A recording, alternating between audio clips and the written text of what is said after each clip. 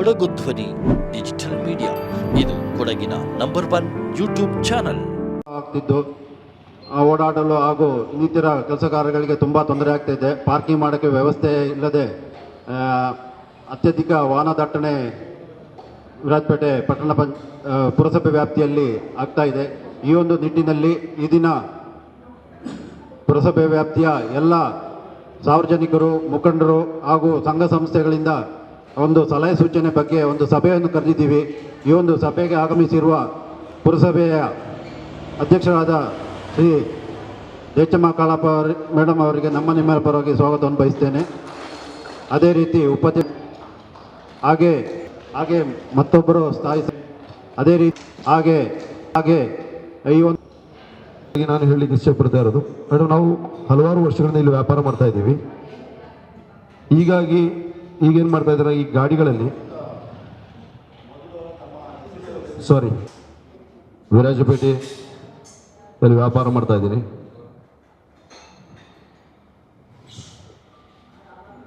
ಇಲ್ಲಿ ಇತ್ತೀಚಿನ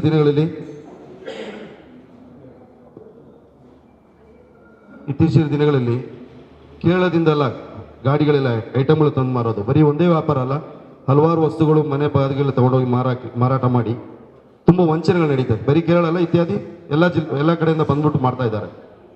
ನಾವು ಅದನ್ನು ತಡೆಗಟ್ಟೋಣ ಅಂತ ನಾವು ಮುಂದೆ ಬರುವಾಗ ಇಲ್ಲಿರುವ ಜನಗಳೇ ಅವರಿಗೆ ಬೆಂಬಲ ಕೊಡ್ತಾ ಇದ್ದಾರೆ.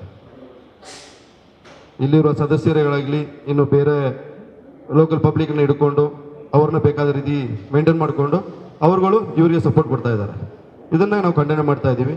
ಅವತ್ತು ನಾವು ಒಂದು 1 ರಿಂದ 2 ಗಂಟೆಗಳ ಕಾಲ ವಾಹನ ದಟ್ಟಣೆ ಉಂಟಾಗ್ತಾ ಇದೆ. ಪೊಲೀಸ್ ಇಲಾಖೆ ಎಷ್ಟೇ ಶ್ರಮವಹಿಸಿ ಕೆಲಸ ಮಾಡ್ತಾ ಇದ್ರು, ಸಿಬ್ಬಂದಿಗಳ ಕೊರತೆ ಇದ್ರು ಕೂಡ ತನ್ನ ಕರ್ತವ್ಯವನ್ನ ಉರಿ ಬಿಸಿಲಿನಲ್ಲೂ ಮಾಡ್ತಾ ಇದ್ದಾರೆ.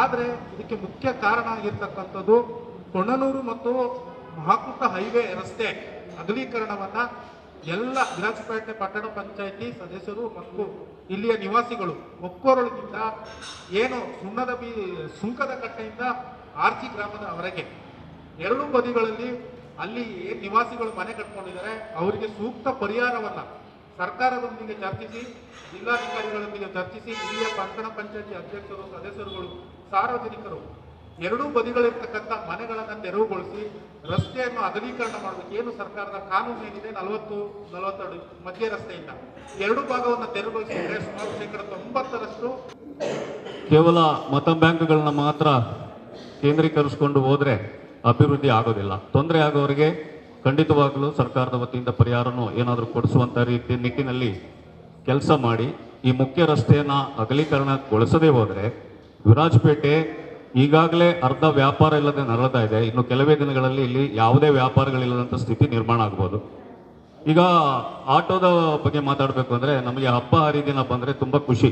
ಯಾಕೆಂದರೆ ಒಂದು ಹಬ್ಬ ಬಂದರೆ 1-2 ದಿನ ಬಾಡಿಗೆ ಇರುತ್ತೆ, ಹಬ್ಬಕ್ಕೆ ಪರ್ಚೇಸ್ ಮಾಡೋದು ಇನ್ನೊಂದು ಅಂತ. ಆದರೆ ವಿರಾಜಪೇಟೆ ನಗರದ ಸ್ಥಿತಿ ಏನಂದರೆ ಹಬ್ಬ ಬಂದರೆ ನಮಗೆ ಗಾಡಿ ಓಡಿಸ್ಲಿಕ್ಕೆ ಆಗಲ್ಲ.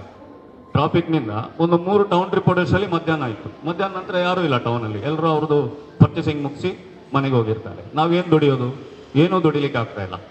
ಕೆಲವೊಂದು ನಾವು ದಿನನಿತ್ಯ ಸೂಚನೆಗಳನ್ನ ಇಲ್ಲಿ ನೀಡ್ತೇನೆ, ಅದರಿಂದ ನಿಮಗೆ ಉಪಕಾರ ಆಗ್ಬೋದು ಅಂತ ಅನಿಸ್ತಾ ಇದನ್ನು ನೀಡ್ತೇನೆ. ಮೊದಲನೇದಾಗಿ ರಸ್ತೆ ಅಗಲೀಕರಣ ಆಗಬೇಕು, ಅದ್ರ ಬಗ್ಗೆ ಎಲ್ಲರಿಗೆ ಒಂದು ಅನುಕೂಲ ಆಗುತ್ತೆ. ನಾವು ಎಲ್ಲನ ಸ್ವಲ್ಪ ಚೇಂಜ್ ಮಾಡೋಣ, ಬೇಗ ಆಗಲ್ಲ, ಸಮಾಧಾನದ ಮಾಡಿದ್ರೆ ಎಲ್ಲ ವ್ಯವಸ್ಥೆ ಆಗ್ಬೋದು ಅಂತ ಅನ್ಸ್ಕೊಳ್ತೀವಿ. ಇನ್ನೊಂದೇನಂತಂದ್ರೆ ನಾವು ನೋಡೋ ಥರ ಇಡೀ ಪ್ರತಿಯೊಂದು ಅಂಗಡಿಯವರು ಇಲ್ಲಿ ವಿರಾಜಪೇಟೆ ಯಾರಿಗೆಲ್ಲ ಅಂಗಡಿ ಇದೆ ಅವರೆಲ್ಲ ಉತ್ತಮ ಸ್ಥಾನಮಾನ ಮಾಡ್ಕೊಂಡು ಒಳ್ಳೆ ದುಡ್ಡು ಮಾಡಿದ್ದಾರೆ ಅಂತ ಅನ್ಸ್ಕೊಳ್ತೀನಿ. ಸೊ ಅವರೆಲ್ಲ ಕಾರಲ್ಲಿ ಬರ್ತಾರೆ, ತಮ್ಮ ವೆಹಿಕಲ್ ತಗೊಂಡು ಬಂದು ತಮ್ಮ ಅಂಗಡಿ ಮುಂದೆನೇ ನಿಲ್ಸ್ಕೊಂಡು ಒಂದು 800,000 ವೆಹಿಕಲ್ಸ್ ಅವರದೇ ಇದೆ.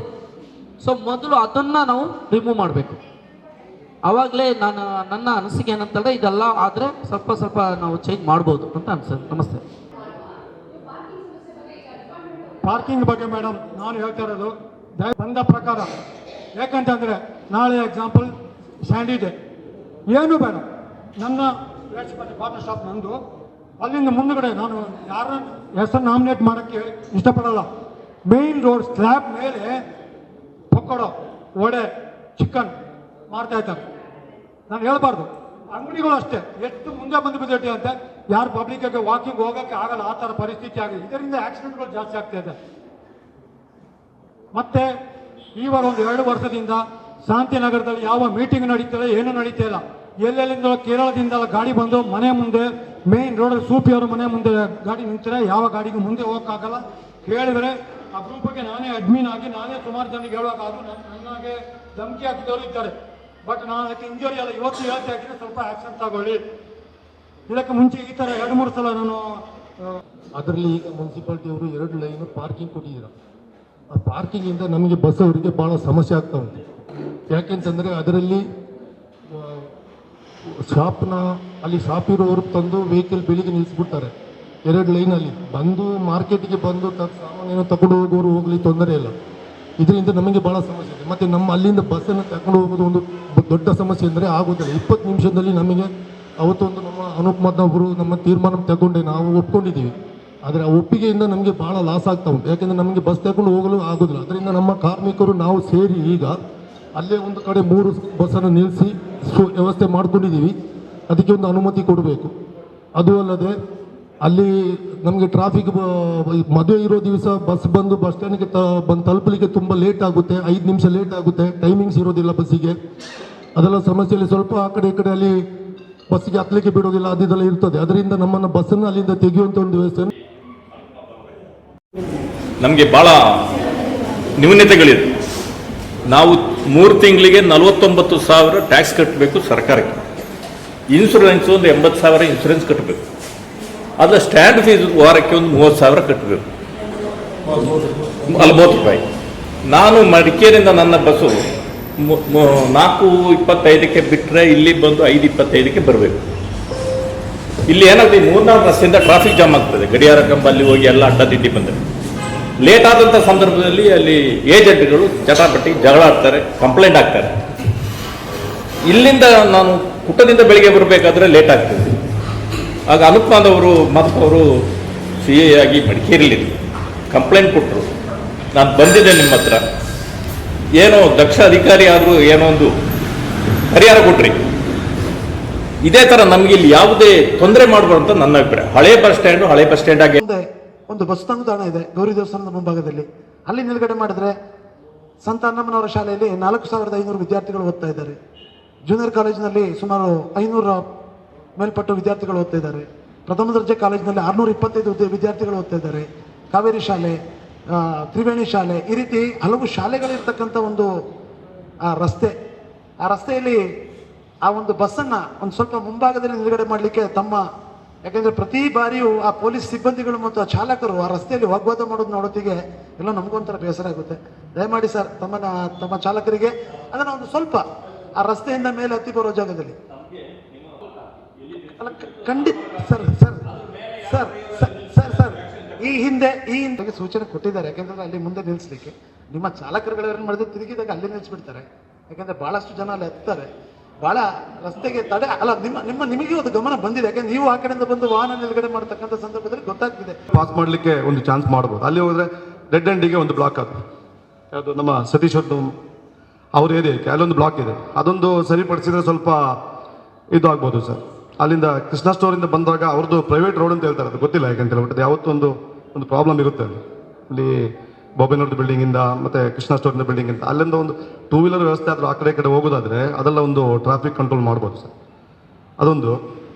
ಆಮೇಲೆ ಇದು ಅಲ್ಲ, ರಸ್ತೆ ಅಗಲೀಕರಣನೇ ಇದು ಪರಿಹಾರ, ಅದಕ್ಕೆ ಬೇರೆ ಯಾವುದೋ ಪರಿಹಾರ ಕಾಣ್ತಾ ಇಲ್ಲ. ಮತ್ತು ಇಂಥ ಬದಲಿ ವ್ಯವಸ್ಥೆ ಎಲ್ಲ ನೋಡಿದರೆ ಒಳ್ಳೆಯದಾಗುತ್ತೆ. ಮತ್ತು ಇದು ಅಂಗಡಿ ಮಾಲೀಕರಿಗೆ ಡಂಪಿಂಗ್ ಟೈಮ್ ಒಂದು ಫಿಕ್ಸ್ ಮಾಡಿದರೆ ಒಳ್ಳೆಯದು. ಅವರು ಯಾವುದೆಲ್ಲೋ ಟೈಮಲ್ಲಿ ಡಂಪಿಂಗ್ ಹೇಳಿದ್ದಾರೆ, ಮತ್ತು ನೀವು ಅದನ್ನು ಯಾರಾದರೂ ಕಂಪ್ಲೇಂಟ್ ಮಾಡೋದು ಇದೆಲ್ಲ ಇರುತ್ತೆ ಸರ್, ಅದೊಂದು ಮಾಡಬೇಕು. ಮತ್ತು ಇಲ್ಲಿ TMC ಬಿಲ್ಡಿಂಗಲ್ಲಿ ಸುಮಾರು 50-55 ಅಂಗಡಿಗಳಿದೆ. ಅಲ್ಲಿ ಆಟೋ ಒಂದು ಕವರ್ ಆಗುತ್ತೆ ಮೇಡಮ್. ಅಲ್ಲಿ ಒಂದು ಆಟೋಗೆ ಒಂದು ಮುಂಚೆ ಒಂದು ಕೊಟ್ಟಿದ್ರು ಮೇಡಮ್, ಅಲ್ಲಿ ದಾರಿ ಕೊಟ್ಟಿದ್ರು, ಪಾಲನೆ ಆಗ್ತಾ ಇಲ್ಲ. ಈಗ ಸೆಂಟನ್ ಸ್ಕೂಲ್ ಪಕ್ಕ ಇರುವ ನಮ್ಮ ಶಾಂತಾ ಥಿಯೇಟರ್ ಅಲ್ಲಿಂದ ಮೇಲ್ಗಡೆ ಚೌಕಿಗೆ ಬರ್ತಾರೆ. ಅದನ್ನ ನಮ್ಮ CA ಸಾಹೇಬ್ರ ಹತ್ರನೂ ಹೇಳಿದ್ದೀನಿ, ಅದೇ ರೀತಿ ಪ್ರಮೋದ್ ಸರ್ ಹತ್ರನೂ ಹೇಳಿದ್ದೀನಿ. ಇದ್ರ ಬಗ್ಗೆ ಇದುವರೆಗೆ ಆಗ್ಬಿಟ್ಟು ಏನೂ ಒಂದು ಕ್ರಮ ಕೈಗೊಳ್ಳಲಿಲ್ಲ. ಅದೇ ರೀತಿ ಮಾರ್ಕೆಟಿಂದ ಮೇಲ್ಗಡೆಗೆ ಬೈಕ್ಗಳು ಬರ್ತಾನೆ ಇರ್ತವೆ. ಡೇ ಟೈಮಲ್ಲಿ ಪೊಲೀಸ್ ಸಿಬ್ಬಂದಿಯವರು ಇದ್ರೇನು ಅವ್ರ ಮುಂದೆನೂ ಬರ್ತಾ ಇರ್ತಾರೆ. ಅದಕ್ಕೊಂದು ಕರೆಕ್ಟ್ ಆಗಿರುವ ಸ್ಟ್ರಿಕ್ಟು ಇದು ತಗೋಬೇಕು, ಕ್ರಮ ತಗೊಳ್ಬೇಕು ಸರ್. ಸರ್ ಮತ್ತೆ ಮೋಹನ್ ಪೆಟ್ರೋಲ್ ಬಂಕ್ ಹೋಗೋದು ಡೆಡ್ ಆಪೋಸಿಟ್ ಕಾವೇರಿ ಕಲಾ ಮಂಟಪ ಹೋಗೋ ರಸ್ತೆಯಲ್ಲಿ ಒಂದೇ ಒಂದು ಆಟೋ ಟೊಮೆಟೊ ಗಾಡಿ ಯಾವತ್ತೂ ನಿಂತಿರುತ್ತೆ. ಅಲ್ಲಿ ಯಾರನ್ನ ಕೇಳಿ ನೋಡಿ, ನೇರ್ನಗರ ನಿವಾಸಿ ಅಥವಾ ಮೊಗಲ್ ನಿವಾಸಿಗಳು ಯಾರಿದ್ರೂ ಅಲ್ಲಿ ಬ್ಲಾಕ್ ಆಗುತ್ತೆ. ಅಧ್ಯಕ್ಷರ ಗಮನಕ್ಕೆ ಮೊನ್ನೆ ತಂದಿದ್ದೀನಿ, ಸ್ವಲ್ಪ ಮಾತುಕತೆನೂ ಆಗಿದೆ ಸರ್, ಅದೊಂದು ದಯವಿಟ್ಟು ಪರಿಹರಿಸಬೇಕು. Thank you. ಚಿಕ್ಕಪೇಟೆ ಮತ್ತು ಈ ಮಠದ ಗದ್ದೆ ಹತ್ರ ಬೀಡಾಡಿ ದನಗಳ ಭಾಳೇ ಒಂದು ವ್ಯವಸ್ಥೆ ಇದೆ. ಆ ಬೀಡಾಡಿ ದನಗಳಿಗೆ ನಾವು ಎಷ್ಟೇ ಇದು ಮಾಡಿದ್ರು ಕೂಡ ಟ್ರಾಫಿಕ್ ಸಮಸ್ಯೆ ಮತ್ತು ಅಲ್ಲಿ ಶಾಲಾ ಕಾಲೇಜು ಇರೋದ್ರಿಂದ ಭಾರಿ ಸಮಸ್ಯೆ ಇದೆ. ಹಾಗಾಗಿ ಅದನ್ನು ನಿಲ್ಲಿಸುವಂಥ ವ್ಯವಸ್ಥೆಗಳಾಗಬೇಕು ಮತ್ತು ಯಾರೆಲ್ಲ ದನ ಸಾಕ್ತಾರೆ ಅವ್ರ ಮನೆಗೆ ಸಾಕೊಳ್ಳಿ ಅಂತ ಹೇಳುವಂಥ ವಿಚಾರಗಳನ್ನು ಮಾಡಬೇಕು. ಯಾಕೆಂದರೆ ಎಲ್ಲ ದನಗಳೆಲ್ಲ ಆಲ್ಮೋಸ್ಟ್ ವಿರಾಜಪೇಟೆಯಲ್ಲ ಸುತ್ತಾಡ್ತಾ ಇರ್ತದೆ. ಹಾಗಾಗಿ ಅವರಿಗೊಂದು ಆದ್ರೂ ಒಂದು ನೋಟಿಸ್ ನೀಡಬೇಕು ಅಂತ ನಾವು ಸುಮಾರು ಮಾಸಿಕ ಸಭೆಯಲ್ಲಿ ಮಾತಾಡಿದ್ದೇನೆ. ಹಾಗಾಗಿ ಅದೊಂದು ರೀತಿಯನ್ನು ಮಾಡಬೇಕು ಅಂತ. ಮತ್ತು ಇನ್ನೊಂದು ಇಂಟರ್ಲಿಂಕ್ ರೋಡ್ ಹೇಗಾಗಿ ಮಾಡ್ಬೋದು ಅಂತ ನಾನು ಈಗಾಗಲೇ ನಮ್ಮ ಶಾಸಕರ ನಮ್ಮೆಲ್ಲ ಒಂದು ವ್ಯವಸ್ಥೆಯನ್ನು ಮಾಡಿದ್ವಿ. ಏನು ಅಂತೇಳಿದ್ರೆ, ಚಿಕ್ಕಪೇಟೆಯಿಂದ ಬರುವಂಥದ್ದು ಏನಾದರೂ ರೋಡ್ಗಳಿದ್ರೆ, ನಾವು ಚಿಕ್ಕಪೇಟೆಯಿಂದ ಕೇರಳಕ್ಕೆ ಹೋಗೋದಿದ್ರೆ ಚಿಕ್ಕಪೇಟೆ ಬಂದು ಮಹಿಳಾ ಸಮಾಜಕ್ಕಾಗಿ ಒಂದು ಈ ಥರ ಇಂಟರ್ಲಿಂಕ್ ಆರ್ಜಿ ಮಾರ್ಗವಾಗಿ ಒಂದು ಇಂಟರ್ಲಿಂಕ್ ರೋಡ್ ಕೊಡ್ಬೋದು ಅಂತ, ಮತ್ತು ಅದಕ್ಕೆ ಪೂರಕವಾಗಿ ನಾವು MLA ಸಭೆ ಮಾತಾಡಿದ್ದೇವೆ. ತಾವು ಕೂಡ ಈಗ ಒಂದು ಸಣ್ಣ ಗಾಡಿಗಳನ್ನ ಆ ರೀತಿ ಆ ಭಾಗದಲ್ಲಿ ಬಿಟ್ಟರೆ ಅದು ಅಭ್ಯಾಸ ಆಗುತ್ತೆ.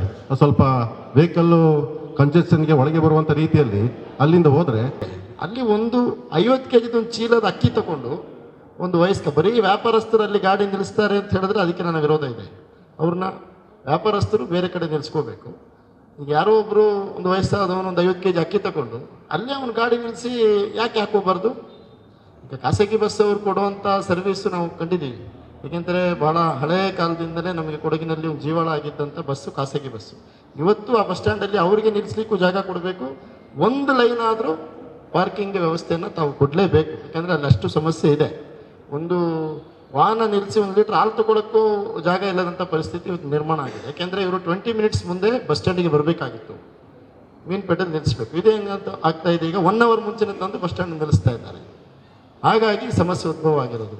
ಮತ್ತು ಇವಾಗಲೇ ನಮ್ಮ ಶಾಸಕರ ವಿಶೇಷ ಪ್ರಯತ್ನದಿಂದ ಅಲ್ಲಿ ಕಾವೇರಿ ಬೇಕರಿದು ಬಿಲ್ಡಿಂಗಿನ ಹೊಡೆದಾಕಿ ಹೊಸ ಬಿಲ್ಡಿಂಗ್ ಕಟ್ತಾ ಇದ್ದಾರೆ. ಅವಾಗ ಇನ್ನೂ ಬಸ್ ಸ್ಟ್ಯಾಂಡ್ ಎಕ್ಸ್ಟೆಂಡ್ ಆಗುತ್ತೆ.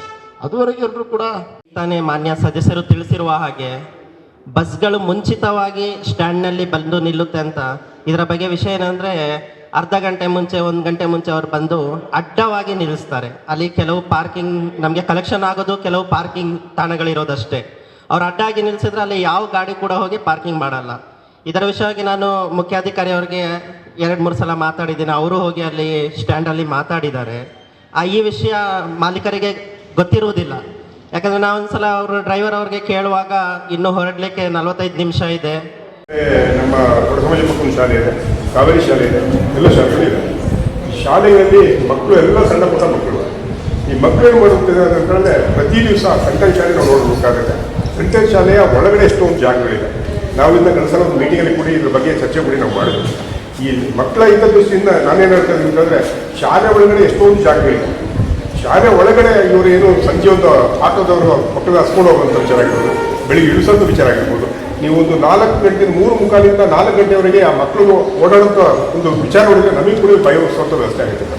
ಯಾಕಂದರೆ ಮಕ್ಕಳ ಹಿತದೃಷ್ಟಿಯಿಂದ ನಾವು ಅವರಿಗೆ ಶಾಲೆಯಲ್ಲಿರುವಂಥ ಯಾರು ಫಾದರ್ ಆಗಿರ್ಬೋದು, ಇಲ್ಲಿ ಕಾವೇರಿ ಶಾಲೆಯಲ್ಲಿರುವಂಥ ಅವರ ಯಾರಿದ್ದಾರೆ ಇನ್ಸ್ಟಿಟ್ಯೂಟ್ ಅವರಿದ್ದಾರೆ, ಅವರ ಹತ್ರ ಹೋಗಿ ಸರ್ ಶಾಲೆ ಒಳಗಡೆ ನೀವು ಒಂದು ಪಾರ್ಕ್ ಮಾಡಿಸುವಂಥ ವ್ಯವಸ್ಥೆ ಮಾಡಿಸುವಂಥ ವಿಚಾರ ಉತ್ತಮ ಸರ್ ಒಂದು ಕಡೆ. ಯಾಕಂದರೆ ಮುಂದಿನ ದಿವಸಗಳಲ್ಲಿ ಯಾಕಂದರೆ ಸಂಜೆ ಹೊತ್ತಿನ ಸರ್ ಬೈಕ್ನವರು ಓಡಾಡೋಂಥ ಒಂದು ವ್ಯವಸ್ಥೆ ಆಗಿರ್ಬೋದು. ಈ ಮಕ್ಕಳು ಪಾಪ ಚಿಕ್ಕ ಮಕ್ಕಳಿಗೆ ಏನು ಗೊತ್ತಿಲ್ಲ ಓಡಾಡೋಂಥ ವ್ಯವಸ್ಥೆ ಆಗಿರ್ಬೋದು. ನಾವು ಒಂದು ದಿವಸ ಖುದ್ದಾಗಿ ಆ ಶಾಲೆಗೆ ಹೋಗಿ ಸರಿ ಭೇಟಿ ಮಾಡಿ ಹೋಗ್ಬಿಡ್ತಾರೆ. ಅದು 3 ಅಡಿ ಜಾಗ ಈಚೆ ಕಡೆ ಹೋಗ್ಬಿಡ್ಬೇಕು, ಕಾರ್ ನಿಲ್ಲಿಸ್ಬೇಕು, 3 ಅಡಿ ಜಾಗ ಆಗ್ತದೆ, ಒಂದು ಕಾರ್ ಜಾಗ ವೇಸ್ಟ್ ಆಗ್ತದೆ.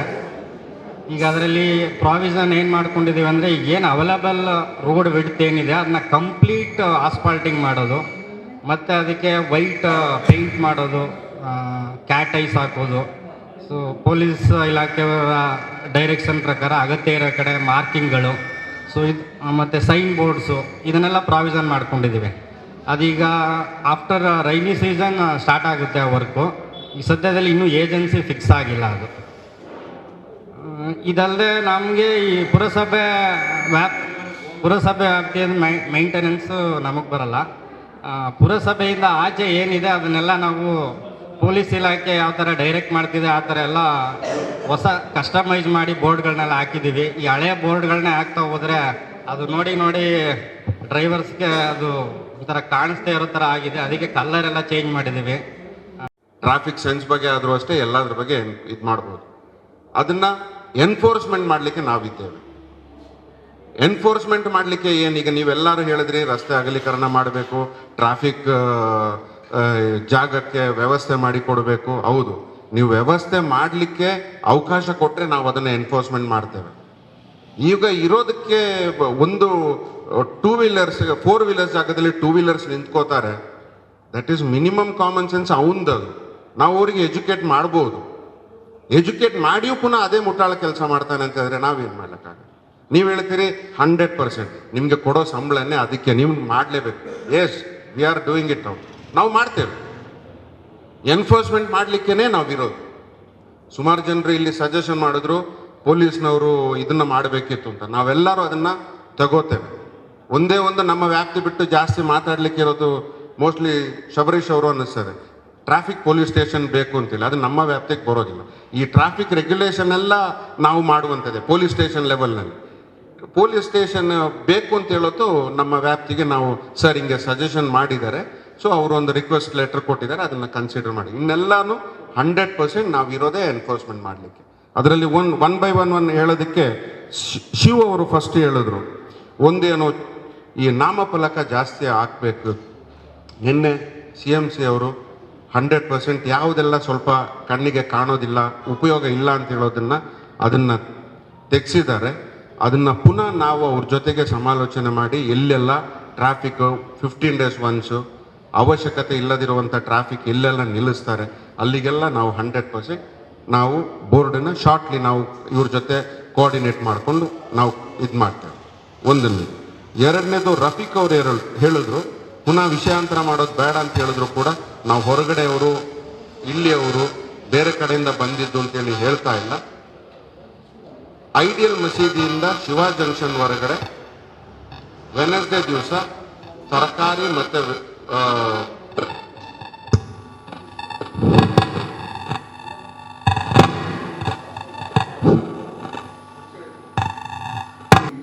ಎಂಟು ವೆಹಿಕಲ್ಸ್ ಇದೆ, ನಾವು ಲೆಕ್ಕ ಮಾಡಿದ್ದೇವೆ.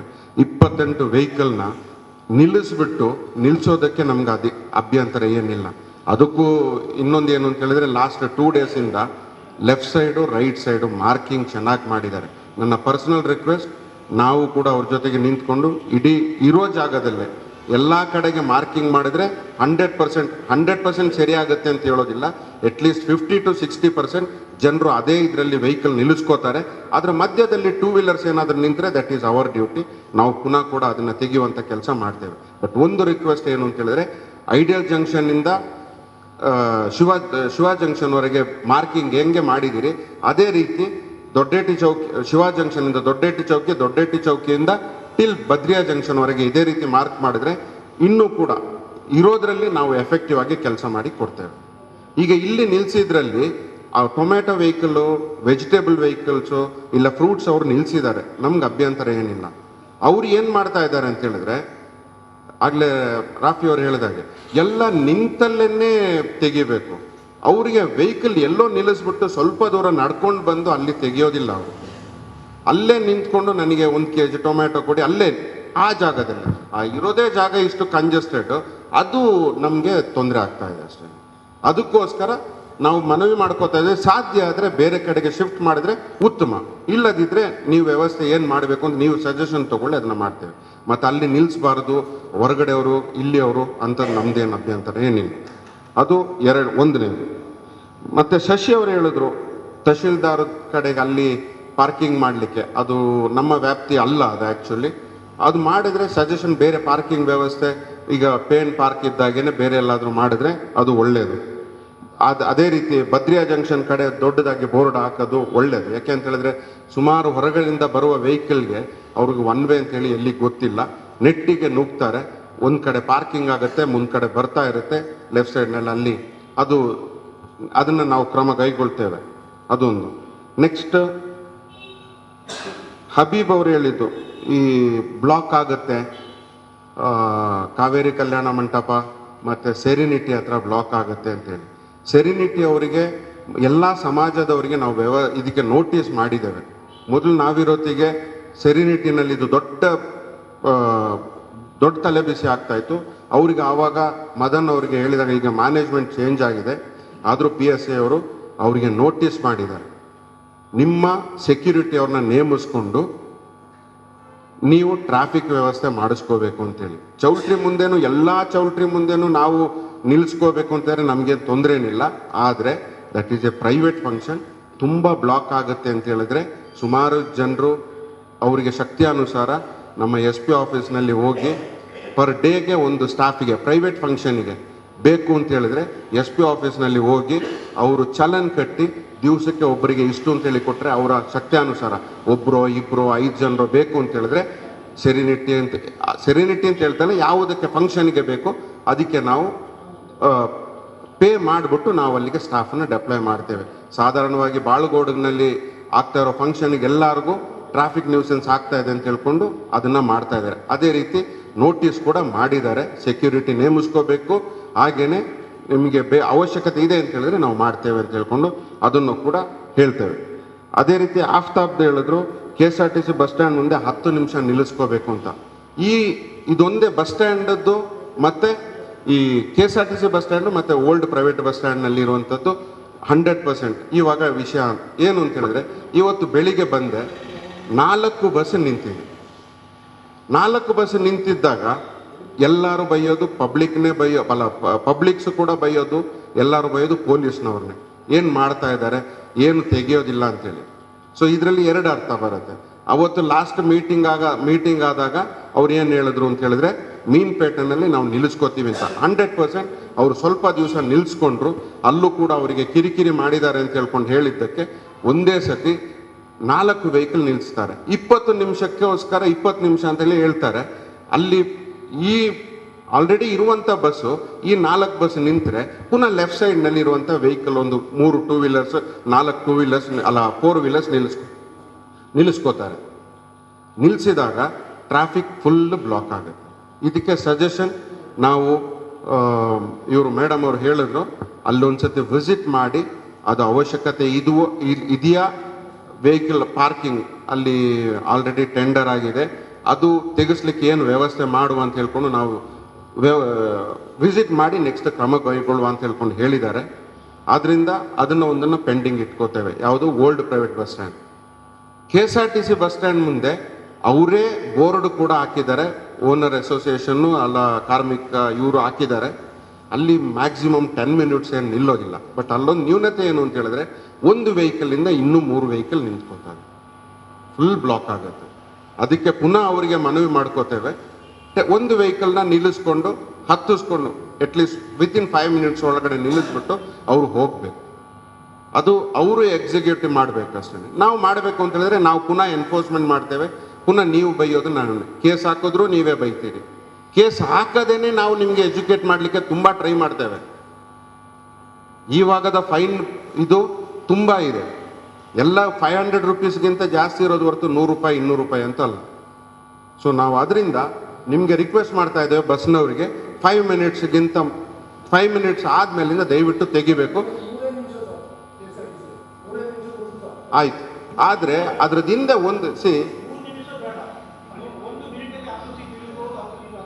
ಒಂದು ಬಸ್ ನಿಂತ್ಕೊಳ್ಳಿ. ಒಂದು ಬಸ್ ನಿಂತರೆ ಹ್ಯಾರಿ ಅವರು ಹೇಳಿದ್ರು ಗಾಂಧಿನಗರದ ಹತ್ರ ಹೊರಗಡೆಯಿಂದ ಬಂದ ವೆಹಿಕಲ್ ಬ್ಲಾಕ್ ಮಾಡ್ತಾ ಇದೆ ಅಂತೇಳಿ.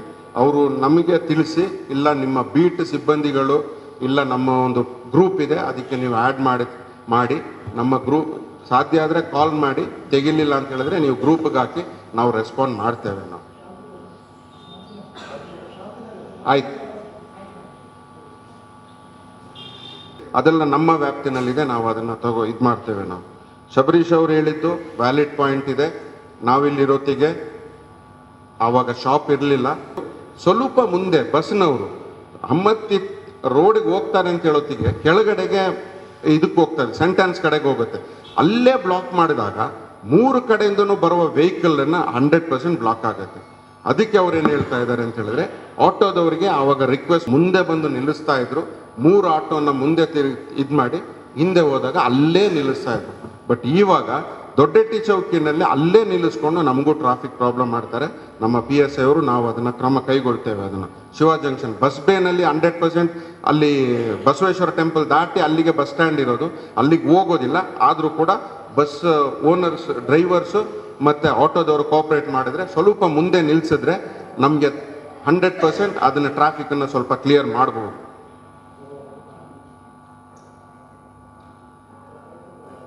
ಹೇಳಬೇಕು, ಯಾರು CMC ಅವರು ನಿಮ್ಮ ತೀರ್ಮಾನ ತಗೋಬೇಕು, ಪೃಥ್ವಿ ಅವರು ಸ್ಪೆಷಲಿ. ಯಾಕೆಂತ ಹೇಳಿದ್ರೆ ಅವರು ರೋಡನ್ನ ಅಗಲ ಮಾಡಿದ್ದೇವೆ ಅಂತ. ಅಗಲ ಮಾಡಿದ್ರು ಎಂಟ್ರೆನ್ಸ್ ಪ್ಲೇಸ್ನಲ್ಲಿ ಸ್ವಲ್ಪ ತುಂಬ ನ್ಯಾರೋ ಇದೆ ಸರ್. ಅದಕ್ಕೋಸ್ಕರ ಅದನ್ನ ಒನ್ ವೇ ಮಾಡಬೇಕಾ, ಒನ್ ವೇ ಮಾಡಲಿಕ್ಕೆ ರೆಡಿ ಇದ್ದೇವೆ. ಬೇಡ ಅಂತ ಹೇಳಿದ್ರೆ ನಮಗೆ ನೀವು ನಿಮ್ಮ ಅಭಿಪ್ರಾಯನ ತಿಳಿಸಿ. ಎಕ್ಸಾಕ್ಟ್ಲಿ 3 ಜನರು ಕೂಡ ದೊಡ್ಡ ನಾಸೀರ್ ಅವರು, ಶಿವು ಮತ್ತೆ ನೀವು ಎಲ್ಲರೂ ಹೇಳಿದ್ದೀರಿ. ಅಲ್ಲಿ 2 ಕಡೆಗೆ ಬರೋದು ಉತ್ತಮ ಅಂತ ಅನಿಸ್ತದೆ. ಯಾಕೆಂತ ಹೇಳಿದ್ರೆ ಒಳಗಡೆ ನಾವು ಒಂದು ಕೆಲಸ ಮಾಡ್ತೇವೆ, ಆ ನ್ಯಾರೋ ಬಿಟ್ಟು ಕೆಳಗಡೆವರೆಗೆ ಯಾವುದು 2 ವೀಲರ್ಸ್ನ ಮಾತ್ರ ಅಲೌ ಮಾಡ್ತೇವೆ, 4 ವೀಲರ್ಸ್ನ ಬಿಡೋದಿಲ್ಲ. 4 ವೀಲರ್ಸ್ ಕೆಳಗಡೆ ಇನ್ನೂ ಕೆಳಗಡೆಗೆ ಹೋಗ್ಲಿ. ನಮ್ಮ ಚುಪ್ಪನವ್ರದ್ದು ಜಾಗದವರೆಗೆ 2 ವೀಲರ್ಸ್ನ ಮಾತ್ರ ನಿಲ್ಲಿಸ್ತೇವೆ ನಾವು. ಕೆಳಗಡೆಯಿಂದ 4 ವೀಲರ್ಸ್ಗೆ ಮಾಡ್ತೇವೆ, ಅದನ್ನ ಮಾಡ್ತೇವೆ. ಆಯ್ತು, ಅದನ್ನ ನಾಸೀರ್ ಅವರು ಹೇಳಿದ್ರು ಡಂಪಿಂಗ್ ಟೈಮ್ ಏನು ಅಂತ ಹೇಳಿದ್ರೆ ಆಕ್ಚುಲಿ ಅವರೇ ಯಾರು ಅಂಗಡಿಯವರು ತಿಳ್ಕೋಬೇಕು. ಒಂದು ಬೆಳಿಗ್ಗೆ 9 o'clock ಒಳಗಡೆ ಮಾಡಲಿ, ಇಲ್ಲ 2 to 4 ಒಳಗಡೆ ಮಾಡಿದ್ರೆ ಟ್ರಾಫಿಕ್ ನ್ಯೂಸೆನ್ಸು ಇರೋದಿಲ್ಲ. 100% ಅರ್ಲಿನೂ ಅವ್ರ ಕೆಲಸ ಆಗುತ್ತೆ. ನಮ್ಮ ವೆಹಿಕಲ್ ಬರೋದು ಇಷ್ಟೊತ್ತಿಗೆ ಬರುತ್ತೆ ಸರ್ ಅಂತ ಹೇಳಿದ್ರೆ ಅದೇ ದೊಡ್ಡ ವೆಹಿಕಲ್, ಅದೇ ಪ್ರಾಬ್ಲಮ್ ಆಗುತ್ತೆ. ಅದಕ್ಕೋಸ್ಕರ ನಾವು ರಿಕ್ವೆಸ್ಟ್ ಮಾಡ್ತಾ ಇದ್ದೇವೆ ಅಂಗಡಿ ಅವರಿಗೆ, ನೀವು ಬೆಳಿಗ್ಗೆ 9 o'clock ಒಳಗಡೆ ನಿಲ್ಲಿಸ್ಕೊಳ್ಳಿ, ಮತ್ತೆ 2 to 4 ಒಳಗಡೆ ನಿಮ್ಮ ಇದನ್ನ ಮಾಡೋದಕ್ಕೆ. ಯಾಕೆ ನಿಮ್ಮ ವೆಹಿಕಲ್ಗೆ ಮಾತ್ರ ನಿಮ್ಮ ಶಾಪಿಗೆ ಮಾತ್ರ ತಾನೇ ಡಂಪಿಂಗ್ ಮಾಡ್ಲಿಕ್ಕೆ ಬರ್ತಾ ಇರೋದು, ಅದನ್ನ ನೀವು ಮಾಡ್ಕೋಬಹುದು. ಓನರ್ ನಿಲ್ಸೋದು ನಾವು ನಿಮ್ಗೆ ದಯವಿಟ್ಟು ನೀವು ಬನ್ನಿ ಅಂತ ಯಾಕೆ ರಿಕ್ವೆಸ್ಟ್ ಮಾಡ್ತಾ ಇದೀವಿ ಅಂದ್ರೆ ನಾವು ಪ್ರಾಕ್ಟಿಕಲಿ ಫೇಸ್ ಮಾಡ್ತಾ ಇರೋದನ್ನ. ರಾತ್ರಿ 10 ಗಂಟೆ ಮೇಲೆಯಿಂದ ಶಿವಾ ಜಂಕ್ಷನ್ ಇಂದ ದೊಡ್ಡೇಟಿ ಚೌಕಿವರೆಗೆ ತಾವು ದಯವಿಟ್ಟು ನೋಡಿ ಎಷ್ಟು ವೆಹಿಕಲ್ ನಿಂತಿರುತ್ತೆ ನೋಡಿ. ಅದೆಲ್ಲ ಓನರ್ದೇ ವೆಹಿಕಲ್. ಒಂದು ಮೇನ್ ರೋಡ್ನಲ್ಲಿರೋ ಬ್ಯಾಕ್ ಸೈಡ್ನವ್ರದ್ದು ಮನೆಯವ್ರದ್ದು, ಇಲ್ಲ ಅಂತ ಹೇಳಿದ್ರೆ ಅಂಗಡಿಯವರು. ಓನರೇ ಅಲ್ಲಿ ನಿಲ್ಲಿಸ್ಕೊಂಡು ಅದು ನೈಟು ಕೂಡ ತೆಗೆಯೋದಿಲ್ಲ. ಮೊನ್ನೆ ಒಂದು ಪ್ರಾಕ್ಟಿಕಲ್ ಪ್ರಾಬ್ಲಮ್ ಏನಾಗಿದೆ ಅಂತ ಹೇಳಿದ್ರೆ, ನಮ್ದು 15 days ಒಂದು ಕಡೆಗೆ ಆಗಿದ್ದಾಗ ಬರೀ 4 ವೆಹಿಕಲ್ ಹೋಲ್ ಡೇ ನಮಗೆ ಪ್ರಾಬ್ಲಮ್ ಮಾಡಿದೆ. ಅವ್ರನ್ನ ರೀಸನ್ ಕೇಳಿದಾಗ ಆಯಿತು ಏನಾಗಿದೆ, ಅವರು ಹೇಳ್ತಾ ಇದ್ದಾರೆ ಒಬ್ರಿಗೆ ಕ್ಯಾನ್ಸರ್ ಪೇಷಂಟ್ ಸರ್ ಹಾಸ್ಪಿಟ್ಲಿಗೆ ಹೋಗಿದ್ದಾರೆ ಅಂತ ಹೇಳ್ಕೊಂಡು ಅವ್ರು ಅಲ್ಲೇ ನಿಲ್ಲಿಸ್ಬಿಟ್ಟು ಬಸ್ಸಿಗೆ ತಗೊಂಡು ಹೋಗಿದ್ದಾರೆ. ಅವ್ರು ಬಂದಿರೋದು 7 ಗಂಟೆಗೆ. ಇನ್ನೊಬ್ರು ಮೆಡಿಕಲ್ ಚೆಕಪ್ಗೆ ಹೋಗಿದ್ದೇವೆ, ಇದು ಮಡಿಕೇರಿನಲ್ಲಿ ಹೋಗಿದ್ದೇವೆ ಅಂತ. ಈ 4 ವೆಹಿಕಲ್ ಇಂದ ದೊಡ್ಡೇಟಿ ಚೌಕಿಯಿಂದ ಶಿವಾ ಜಂಕ್ಷನ್ ವರೆಗಡೆ ಹೋಲ್ ಡೇ ಪ್ರಾಬ್ಲಮ್ ಆಗಿದೆ. ಸ್ವಲ್ಪ ಜನರಿಗೆ ಗೊತ್ತಾಗಿದೆ ಅಂತ ಹೇಳಿದ್ರೆ ಸಾರ್ವಜನಿಕರು ಕೂಡ ಅದಕ್ಕೆ ಸ್ಪಂದಿಸಿದ್ದಾರೆ. ಎಲ್ಲ ಓನರ್ ಅಲ್ಲೇ ಅಂಗಡಿನಲ್ಲಿ ಮುಂದೆನೆ ನಿಲ್ಲಿಸ್ಕೋತಾರೆ. ಹೊರಗಡೆಯಿಂದ ಬಂದ ವೆಹಿಕಲ್, ಹೊರಗಡೆ ಅಂದ್ರೆ ನಾನು ಕೂಡ ಹೊರಗಡೆಯಿಂದ ಬಂದು ನಾನು ಇಲ್ಲಿ ನಿಲ್ಲಿಸ್ಕೊಳ್ಳಿ. ಮತ್ತೆ ಸ್ವಲ್ಪ ಅದನ್ನು ಕೂಡ ಸಾರ್ವಜನಿಕರು ದಯವಿಟ್ಟು ಓನರ್ ಅದಕ್ಕೆ ನೀವೇ ಸೊಲ್ಯೂಷನ್ ಹೇಳ್ಬೇಕಪ್ಪ. ನಾವೇನು ಡೇ ಟೈಮ್ಸೇ ನೋಡಿ ಬೇಕಾದ್ರೆ ನಾವೆಲ್ಲದಕ್ಕೂ ತಿಳ್ಕೊತೇವೆ. ಬಂದವರು ವ್ಯಾಪಾರ ಮಾಡ್ಕೊಂಡು ಹೋಗೋದು ಬರೀ 30% ಮಾತ್ರ. ಇನ್ನು 70% or 60% ಅಲ್ಲಿ ಓನರ್ದೇ ವೆಹಿಕಲ್ ಇರುತ್ತೆ. ಅಂಗಡಿ ಈಗ ಅವ್ರವ್ರ ಅಂಗಡಿನಲ್ಲೇ ನಿಲ್ಸ್ಕೋತಾರೆ. ಇದು ಪ್ರಾಕ್ಟಿಕಲ್ ಪ್ರಾಬ್ಲಮ್. ನಾವು ಹೇಳ್ತಾ ಇರೋದು, ನಾವು ನಿಮ್ಗೆ ನೀವು ಹೇಳ್ತಾ ಇದ್ದೀರಿ ಅದನ್ನ ತೆಗೆಸ್ಬೇಕು. ಯಾರು ನಿಲ್ಸೋದಿಲ್ಲ. ಈಗ ಯಾವ್ದಾದ್ರು ಒಂದು ರೋಡ್ನಲ್ಲಿ ನೀವು ಬೇಕಾದ್ರೆ ಚೆಕ್ ಮಾಡಿ, ಬೆಳಿಗ್ಗೆ 9 ಗಂಟೆಯಿಂದ ಸಾಯಂಕಾಲ 6 ಗಂಟೆವರೆಗೂ ಅದೇ ರೋಡ್ನಲ್ಲಿ ಅದೇ ವೆಹಿಕಲ್ ನಿಂತಿರುತ್ತೆ. ಅಲ್ಲಿ ಆ ಮಧ್ಯದಲ್ಲಿ ಒಂದು 2-3 ವೆಹಿಕಲ್ ಯಾರು ತೆಗಿತಾರೆ ಅದರಲ್ಲಿ ನುಗ್ಗಿಸ್ಕೋತಾರೆ.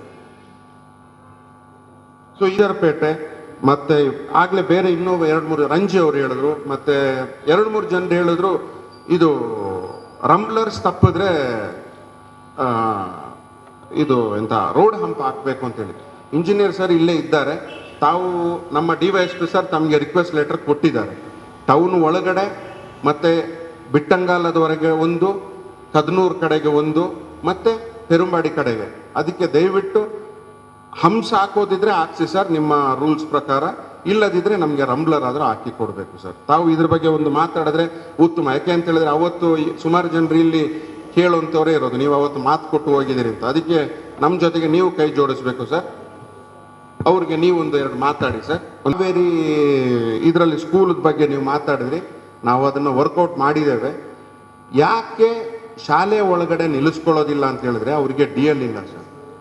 ಮೈನರು ಇದ್ದಾರೆ, DL ಇಲ್ಲ.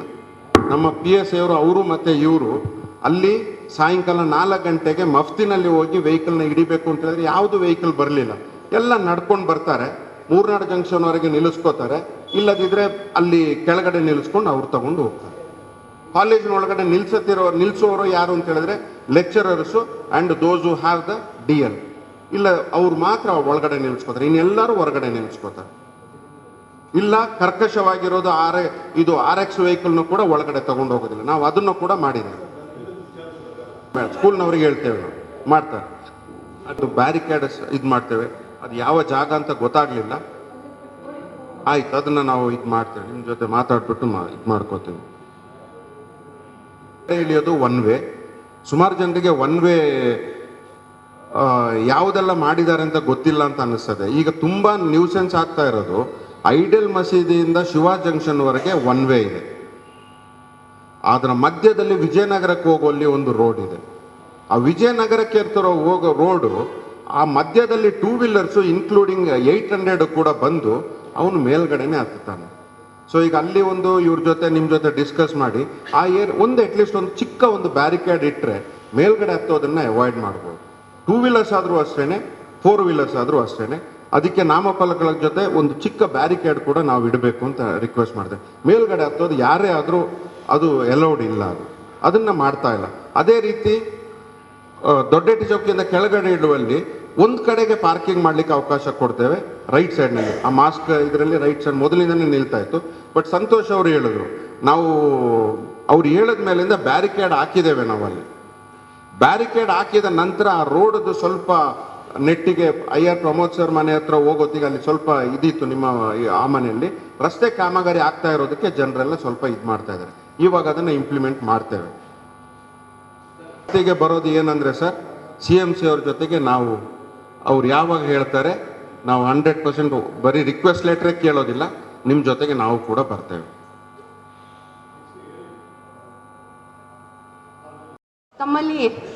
ತಮ್ಮ ಮುಖಾಂತರ ತಹಶೀಲ್ದಾರ್ ಕಚೇರಿ ಫ್ರಂಟ್ ಅಲ್ಲಿ ಏನೋ ನೀವು ಪಾರ್ಕಿಂಗ್ ವ್ಯವಸ್ಥೆ ಬಗ್ಗೆ ಯಾರಾದ್ರೂ ಮಾತಾಡಬಹುದು ಅಂತ ಅನ್ಕೊಂಡಿದ್ದೆ, ಬಟ್ ಯಾರು ಮಾತಾಡಿಲ್ಲ. ಹಾಗಾಗಿ ಸರ್ಕಿಲ್ ಅವರಿಗೆ ನಾನೀಗ ಇದೊಂದು ವಿಚಾರ ಹೇಳಲಿಕ್ಕೆ ಬಯಸ್ತೀನಿ.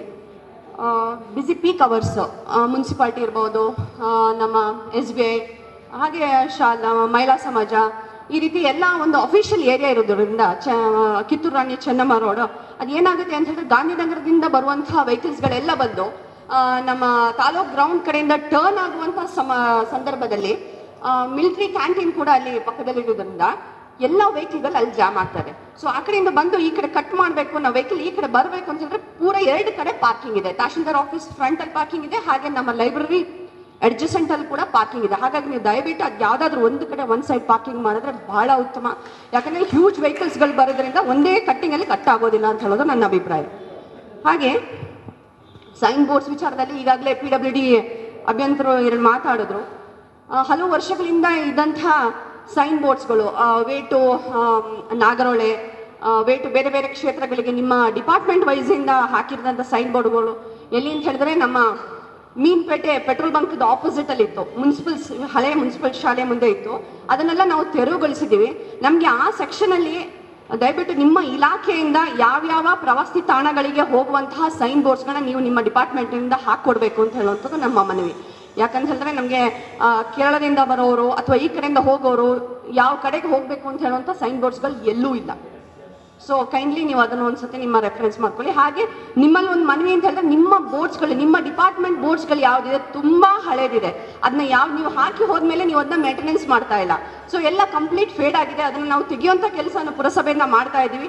ನೀವು ಅದನ್ನ ರೀಪ್ಲೇಸ್ಮೆಂಟ್ ಮಾಡುವಂಥ ದೃಷ್ಟಿನ ನೀವು ಅದಕ್ಕೆ ಫಂಡ್ಸ್ ನಿಯೋಜನೆ ಮಾಡ್ಕೋಬೇಕು ಅಂತ ಹೇಳೋದು ನನ್ನ ಮನವಿ. ಹಾಗೆ ಈಗಾಗಲೇ ಶಾಸಕರು ನಮಗೆ ಮುಖ್ಯ ರಸ್ತೆಯ ಅನುದಾನ ಒದಗಿಸಿಕೊಟ್ಟಿದ್ದಾರೆ. ಈ ಸಂದರ್ಭದಲ್ಲಿ ನಾವು ವಿರಾಜಪೇಟೆ ನಗರ ಪುರಸಭೆಯ ಸದಸ್ಯರು ಹಾಗೂ ವಿರಾಜಪೇಟೆ ನಗರದ ಸ್ಥಳೀಯರ ಪರವಾಗಿ ಶಾಸಕರಿಗೆ ಅಭಿನಂದನೆ ಸಲ್ಲಿಸುತ್ತಾ, ನೀವೀಗ ಟೆಂಡರ್ ಪ್ರೊಸೀಜರ್ ಏನು ಮಾಡ್ತಾ ಇದ್ದೀರಾ ಅದು ಮಳೆಗಾಲ ಕಳೆದ ಮೇಲೆ ನೀವು ಅದರ ಆಸ್ಫಾಲ್ಟ್ ಕೆಲಸ ಏನು ಮಾಡ್ಲಿಕ್ಕಿದ್ದೀರಾ ಅಂತ ಹೇಳುವಂಥ ವಿಚಾರನ ನಮ್ಮ ಗಮನಕ್ಕೆ ತಂದಿದ್ದೀರಾ ಅಭಿಯಂತರೇ. ಆದರೆ ಅಲ್ಲಿವರೆಗೆ ನನ್ನ ವಿವೇಚನೆಗೆ ಏನು ಬಂದಿದೆ ಅಂತ ಹೇಳಿದ್ರೆ, ನಾವು ಈಗಾಗಲೇ ಪುರಸಭೆಯ ಸದಸ್ಯರೊಂದಿಗೆ ಇದ್ರ ಬಗ್ಗೆ ಮಾತಾಡಿದ್ದೀವಿ. ಕ್ಲಾಕ್ ಟವರ್ ಅಂತಲ್ಲ, DHS ಬಿಲ್ಡಿಂಗಿಂದ ಹಿಡಿದು ನಮ್ಮ ಮೊಬೈಲ್ ಪಾರ್ಕ್ ಮೇನ್ ರೋಡಲ್ಲಿರುವಂಥ ಮೊಬೈಲ್ ಪಾರ್ಕ್ ಗಂಟ ಲೆಫ್ಟ್ ಸೈಡ್ ಎಡ್ಜಲ್ಲಿ ಸ್ವಲ್ಪ ನಾವೇನಾದರೂ ಕಲ್ಲು ಅಥವಾ ಏನಾದರೂ ವೆಟ್ ಮಿಕ್ಸ್ ಏನಾದರೂ ಫಿಕ್ಸ್ ಮಾಡಿ ಅದೊಂದು ರೋಡನ್ನ ಲೆವೆಲ್ ಮಾಡಿದ್ರೆ ಒಂದು ಗಾಡಿ ಬರುವಾಗ ಇನ್ನೊಂದು ಗಾಡಿ ಸೈಡ್ ಕೊಡ್ಬೋದು ಅಂತ ಹೇಳುವಂಥದ್ದು ನನ್ನ ಒಂದು ಅಭಿಪ್ರಾಯ. ಅಥವಾ ಕಾಡು ಕಲ್ಲು ಹಾಕಿ ನಾವು ಲೆವೆಲಿಂಗ್ ಮಾಡುವ. ಹಾಗೆ ನಮ್ಮ ಕ್ಲಾಕ್ ಟವರಿಂದ ಹಿಡಿದು ಮೂರ್ನಾಡ್ ರೋಡ್ ಜಂಕ್ಷನ್ವರೆಗೆ ಕೂಡ ಸ್ವಲ್ಪ ಕಾಡು ಕಲ್ಲು ಅಥವಾ ಏನಾದರೂ ಹಾಕ್ಬೋದು ಅಂತ ಹೇಳೋಂಥರ ಬಗ್ಗೆ ಡಿಸ್ಕಸ್ ಮಾಡ್ತಾ ಇದ್ದೀವಿ. ವೆಟ್ ಮಿಕ್ಸ್ ಅಥವಾ ಏನಾದರೂ ಮಾಡಿದ್ರೆ ಅಟ್ಲೀಸ್ಟ್ ಒಂದು 2 ರಿಂದ 3 ತಿಂಗಳವರೆಗೆ ನಾವು ಒಂದು ಸ್ವಲ್ಪ ರಿಲೀಫ್ ಆಗ್ಬೋದು ಅಂತ ಹೇಳೋದು ನನ್ನ ಒಂದು ಅಭಿಪ್ರಾಯ. ಸೊ ಇಷ್ಟೇ. ಬೇರೆ ಮಾತುಕತೆ ನಡೆಸ್ಕೊಳ್ಳಿ. ಯಾಕಂತ ಹೇಳಿದ್ರೆ ಮತ್ತೆ ಎಲ್ಲರೂ ಅವ್ರವ್ರ ಅಂಗಡಿ ಮುಂದೆ ಎಲ್ಲರೂ ಇಡ್ತೀವಿ ಅಂತ ಹೇಳಿದ್ರೆ ಪ್ರಾಬ್ಲಮ್ ಆಗ್ಬಿಡುತ್ತೆ. So first come first serve ನೀವು ಅವ್ರ ಜೊತೆ ಡಿಸ್ಕಸ್ ಮಾಡ್ಕೊಳ್ಳಿ. ಹೌದು, ಬಿಕಾಸ್ ಅವ್ರ ನಾರ್ಮ್ಸ್ ಪ್ರಕಾರ ಹೇಗೆ ಆಗ್ತಾರೆ ನೀವೆಲ್ಲರೂ ನೀಡಿದ್ದೀರಾ. ಇದ್ರ ಬಗ್ಗೆ ನಾವು ಏನು ಮಾಡಬೇಕು ಅಂತ ಹೇಳೋದ್ರ ಬಗ್ಗೆ ನಾವು ಡಿಪಾರ್ಟ್ಮೆಂಟ್ ಅವ್ರ ಜೊತೆ ಮಾಡ್ತೀವಿ. ಸೊ ತಾವೆಲ್ಲರೂ ತಮ್ಮ ಅತ್ಯಮೂಲ್ಯವಾದ ಸಮಯವನ್ನು ಕೊಟ್ಟು ನಮ್ಮೊಂದಿಗೆ ಬಂದು ಒಳ್ಳೆಯ ಸೂಚನೆಗಳನ್ನು ಕೊಟ್ಟಿದ್ದಕ್ಕೆ ಧನ್ಯವಾದಗಳು. Thank you.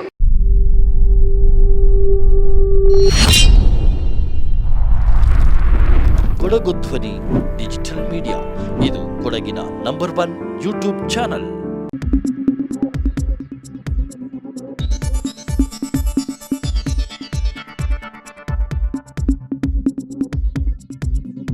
ನಾನು ನಿಮ್ಮ ಜಗದೀಶ್, ಕೊಡಗು ಧ್ವನಿ ಡಿಜಿಟಲ್ ಮೀಡಿಯಾದಿಂದ. ನಮ್ಮ ಚಾನಲನ್ನು ಸಬ್ಸ್ಕ್ರೈಬ್ ಮಾಡಿ, ಲೈಕ್ ಮಾಡಿ, ಶೇರ್ ಮಾಡಿ.